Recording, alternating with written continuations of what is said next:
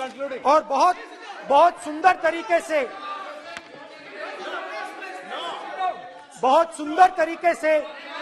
वो सर, मैं सिर्फ इतना कहना चाहता हूं, राहुल जी अभी आप सीनियर एमपी हो गए हैं, आप एक सीनियर एमपी हो चुके हैं। हम लोग एक्सपेक्ट करते हैं कि इस सदन का सदस्य होने के नाते जो भी बातें आप करेंगे गंभीरता से आप बात करेंगे। बाहर आप जो भी भाषण देते हैं हम लोग उसको रोक नहीं सकते हैं। इस सदन के अंदर में जो भी बात कही जाती है पूरा गंभीरता के साथ, प्रमाण के साथ कहे जाना चाहिए, ये परंपरा है। और राहुल जी ने कहा कि प्रधानमंत्री विदेश घूमने जाते हैं, तो मैंने आज वो जो युवाओं ने मुझसे सवाल पूछा था कि अदानी जी की इतनी बिजनेस एक्यूमेंट कहां से आई, इतने अलग अलग सेक्टर्स में अदानी जी ने कैसे सक्सेस प्राप्त की, अदानी जी के बारे में पूरी दुनिया को स्टडी करनी चाहिए, हार्वर्ड यूनिवर्सिटी को स्टडी करनी चाहिए कि पॉलिटिक्स के बीच में और बिजनेस के बीच में कैसा रिश्ता होता है। India is a case study and Prime Minister Narendra Modi should be given a gold medal in this. Now, बहुत अच्छी तरह बीजेपी के जो पिछले स्पीकर थे उन्होंने मेरे भाषण को इंकैप्सुलेट किया मेरे लिए बहुत अच्छी तरह। आपने जो मैं सोच रहा था आपने उससे और भी अच्छी तरीके से बोल दिया।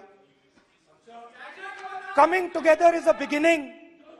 Keeping together is progress. Working together is success. Adani ji and Narendra Modi ji, thank you.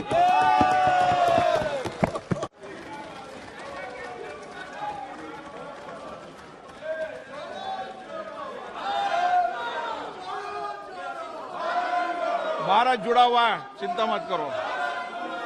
Shrimati कनिमो जी,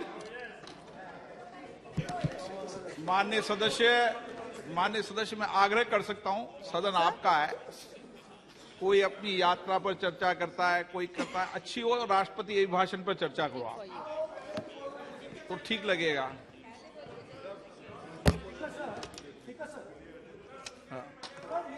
ये एक बात पे चर्चा नहीं हुई है, ये अलग अलग इंडस्ट्रीज पे, अलग अलग बिजनेसेस पे और इंटरनेशनल अफेयर्स पे डिस्कशन हुआ है। नहीं, एक मिनट प्लीज बैठिए। नहीं, प्लीज बैठिए। पर अपन को सदन के बाहर ये भी टिप्पणी नहीं करना चाहिए कि अध्यक्ष महोदय माइक बंद कर देते हैं या हमें नहीं दिखाते, ये भी टिप्पणी करना उचित नहीं है, क्योंकि सर अध्यक्ष जी बट रियलिटी है, आप माइक बंद कर देते हैं। आपको आप एक मिनट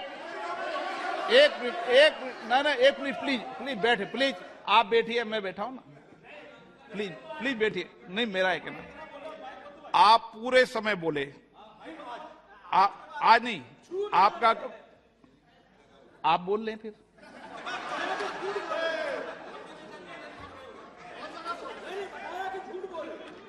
आप पूरे ठीक है, thank you. Kanimo ji.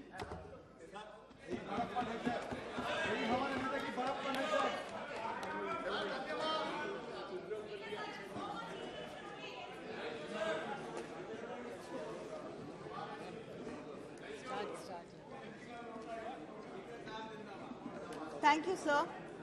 Thank you for giving me the opportunity to speak on the motion of thanks to the President's address. We are all proud to be here. We're all proud to be part of our parliament, to be representatives of our people. And in the President's speech, she says that by 2047, we have to build a nation which not only embraces its glorious past, but also encompasses every golden aspect of modernity. Sir, I'd like to bring to your notice that every country, when it talks about its past, it has different pasts, different narrations of its past. The history is very different from whose point of view we look at it.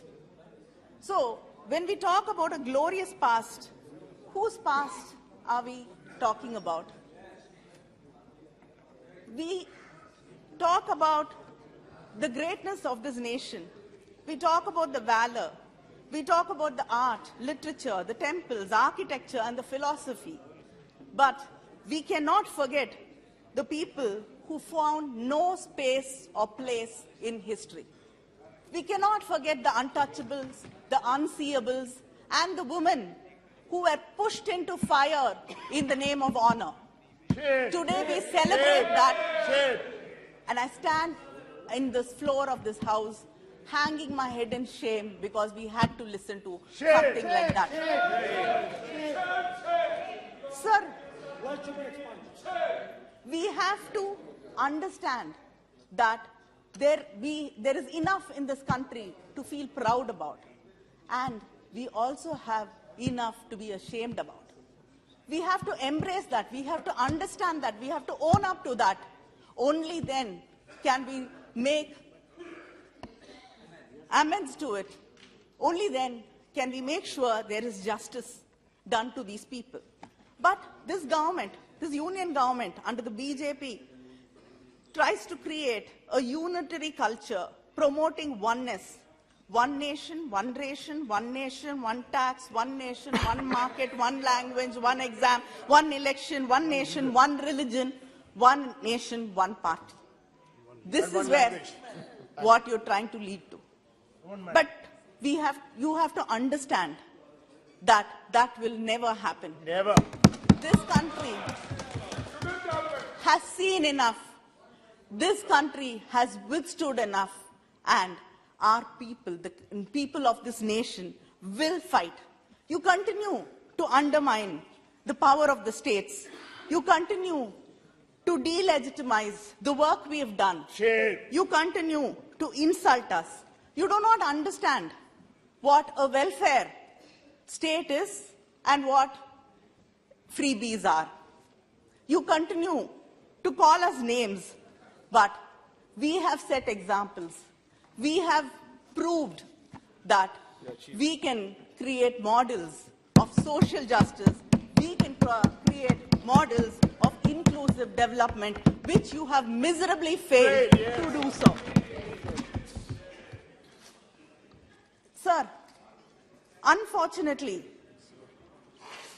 in 1967, when one of our leaders, Perasriyar Anbalagan, was in the Rajya Sabha, he said, in November when he spoke, he said that governors are being used as tools against states in Rajya Sabha. Perasriyar.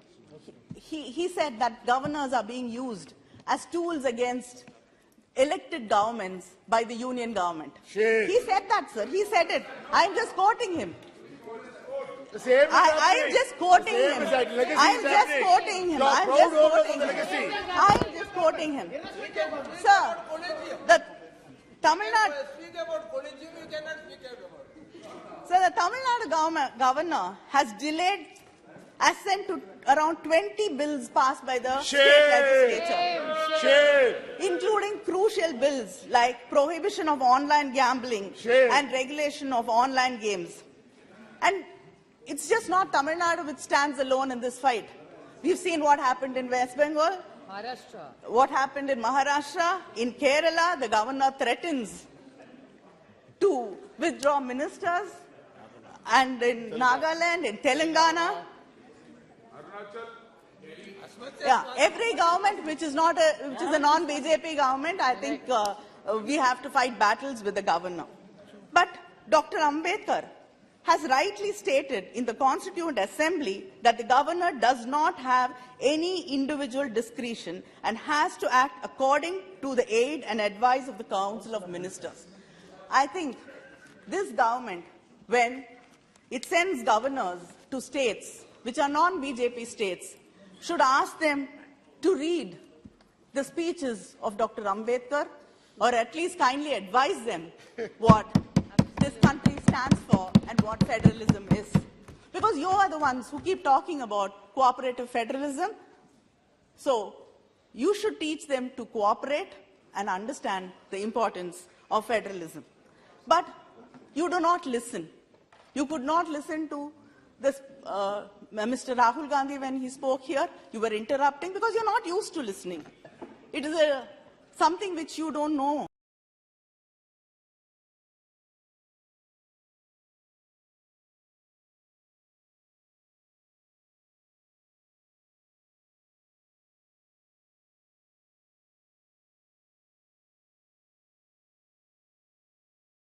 இடிப்பாரே இல்லாத ஏமரா மன்னன் கெடுப்பார் இல்லானும் கெடும். Yes, I am translating because, of course, you did not make the attempt to learn any South Indian language. You only want to impose Hindi on us. None of you understand any Southern language. A king without an honest, critical council needs no enemies to come to ruins.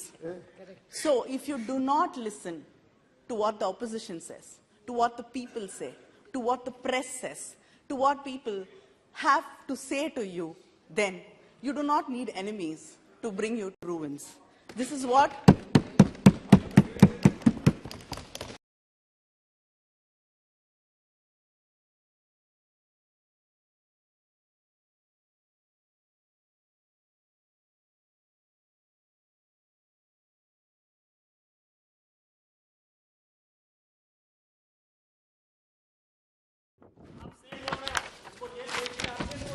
shame on your tools, yeah, all your tools. This government has actively diminished. Don't get distracted. This government, this She's not yielding. She's not yielding. this go-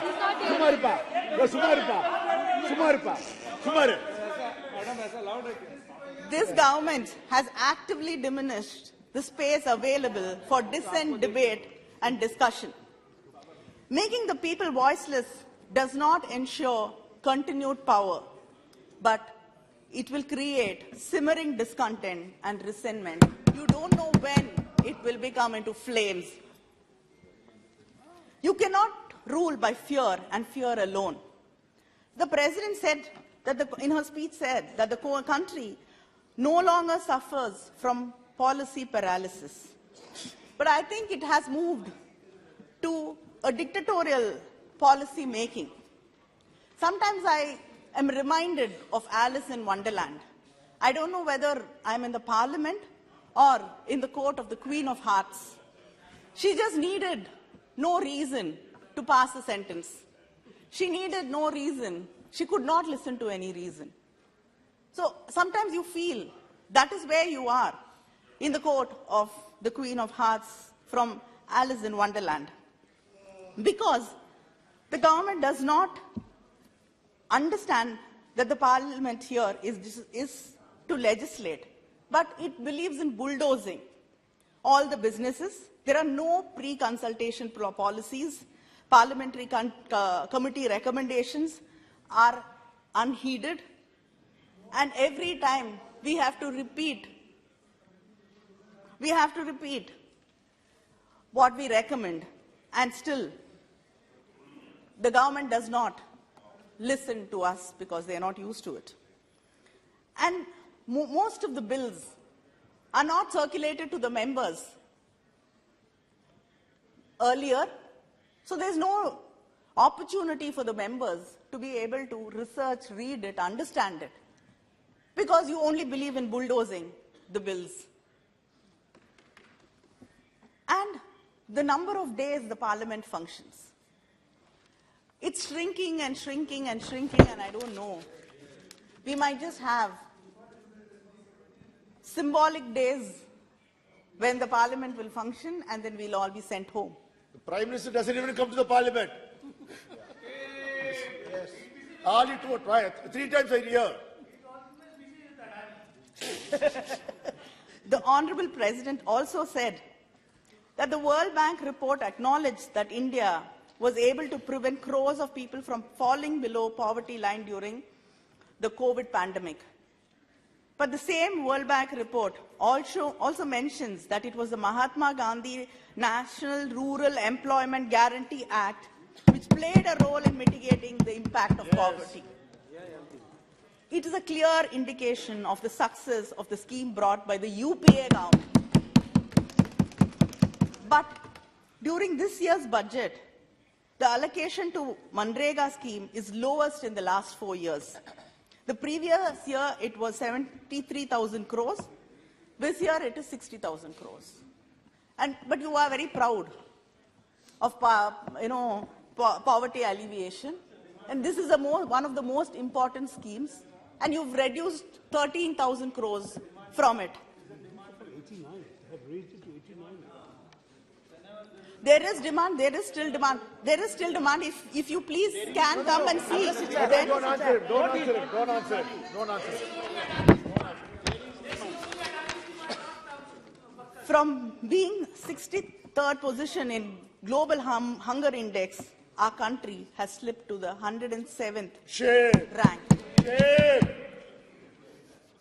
And nearly 4 crore Indians, youth, are looking for jobs. Shame. They're unemployed. Is this the growth you're talking about? And in the midst of all this, I don't think I have to go into detail because it was spoken. But in the midst of all this, the government is turning a blind eye, and we saw the virulent, strong support which the Treasury benches had when issues like corporate misgovernance and ADANI was brought up here. How strongly you responded to it, reacted to it, and supported it, and you were shielding it. Shame. Shame.